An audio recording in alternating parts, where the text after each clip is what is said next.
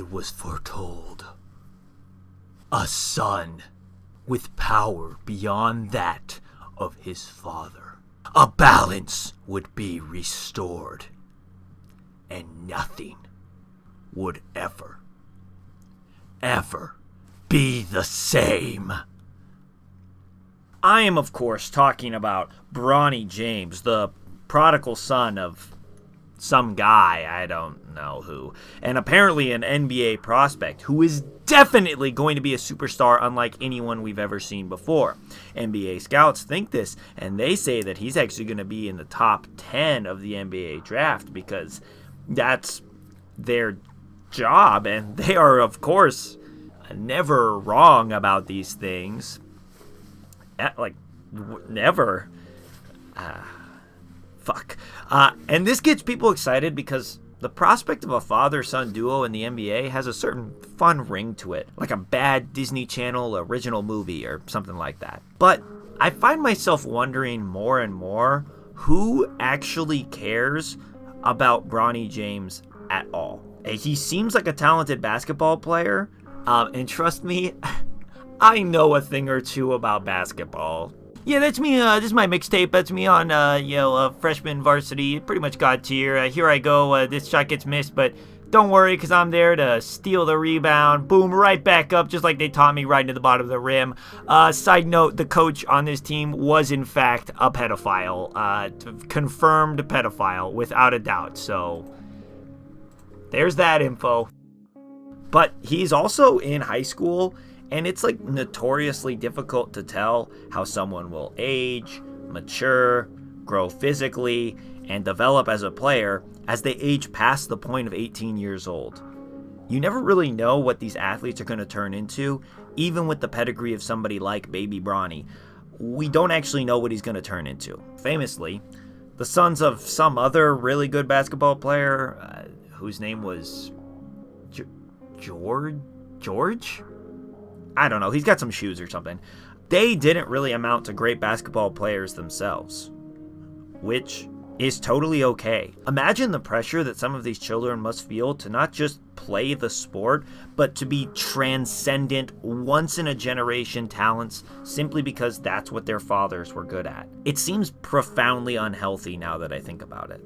Especially in this attention-driven culture that defines our modern existence. Followers and headlines and clicks and ad revenues and hot takes are the main currency of many hacks in many different fields, but especially in sports journalism. Analysis is difficult, but spouting any ridiculous thought that pops into your small brain in order to enrage your following on Twitter, now that sounds pretty easy to me. But there is this narrative going that if LeBron and Bronny were to play in the NBA at the same time, a new form of entertainment would be formed, and the game of basketball would be evolved to a new level that our eyes have never seen before. I'm not gonna lie, I guess that would be, moderately neat. Stories are the reason why sports are so popular all over the world. Well, that and easy access to entertainment and distraction from the real issues in the world all around us. But stories are what make sports interesting. Think about WWE. It's fake, but there's a story, so people still watch it. And the story of a father-son duo taking on the rest of the league would be a pretty cool story. That being said, there are some asterisks that should be placed next to this fantasy dream of ESPN. One, we don't even know if Bronny is good enough to play consistently in the league or to be some sort of second coming of King James. I know he has shown some promise in high school, but it's quite a jump to make it to play in the NBA, and his father is among the unique few who lived up to the hype and was able to make that jump so quickly. It might be better if Bronny played in the G League or college or rode the bench for a couple of years to develop as a player and as a person to be successful.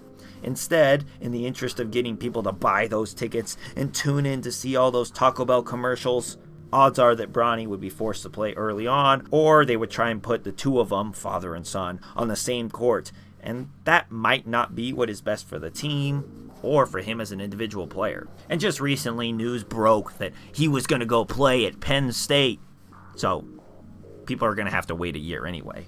Number 2. Who even cares if this man's son plays in the NBA at all? Is it really that special that a father and son would play at the same time? Ken Griffey and Ken Griffey Jr. did it for the Seattle Mariners, and they even hit back-to-back home runs in a game one time. And beyond that, there were about 1 million other sons in the league or the NFL that didn't play with their fathers, but they have a similar storyline of a lineage that comes from them. Think about the hype surrounding anyone with the name Manning.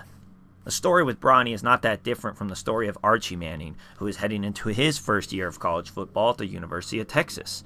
There's this obsession in America with legacy and destiny, and that bleeds into sports where someone is presumed to be great or the chosen one simply because of their last name. This is sometimes true, and sometimes it's not.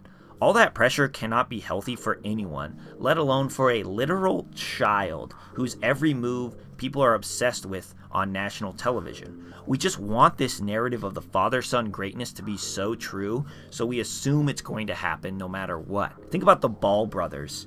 Father Ball, whose name I cannot be bothered to remember or look up, spouted off all this nonsense about his sons being the greatest thing ever since sliced bread. He talked about them as if their being in the NBA was their destiny.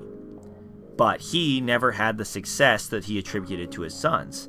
That is part of the reason, and the clear money grabbing with the Big Balls brand or whatever the fuck it was called, why that narrative from Father Ball infuriated so many people. And then, of course, when the attention faded away, the Ball brothers were actually pretty good at basketball.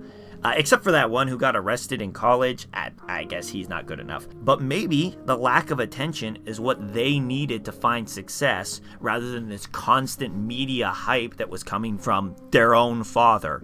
The phone call is coming from inside the house. But instead, there's this constant feed of what is Bronny gonna do? What did Bronny do in the McDonald's All-Star America game?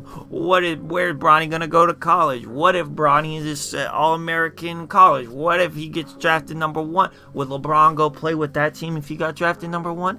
And that can't be healthy for him as a developing player. Number 3, haterade.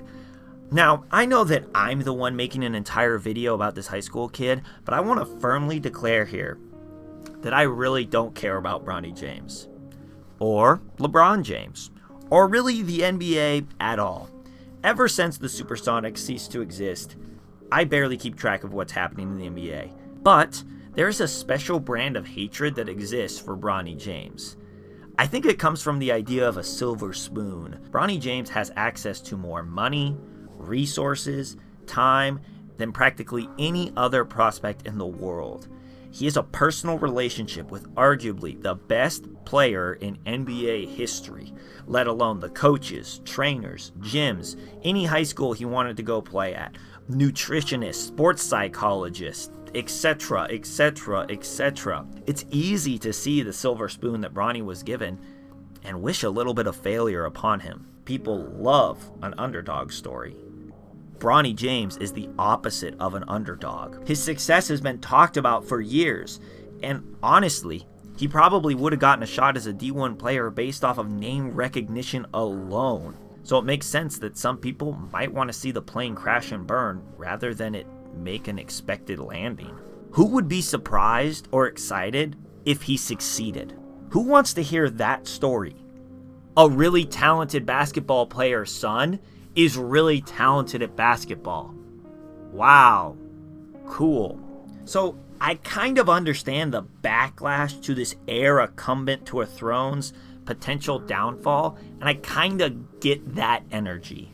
But at the same time, I can't be bothered to put in the effort to actually care about a high school athlete. The likelihood of anyone being able to accurately predict the skill of a 16 to an 18-year-old is so small that it seems ridiculous to even bother, regardless of what the last name of that person might be. I think the best thing for everyone to do would be to let Bronny James do whatever the fuck he wants to do. Whether that's go to Penn State, play overseas, jump straight to the NBA, live in an off-grid hamlet, never working for a capitalist system that has clearly exploited him for his entire life for views, likes, and engagement on social media sites and the ad revenue that comes from that. I mean, it's not like he's gonna need the money. His father has like generational fuck you money. So just let him be. See what happens later on. Bye.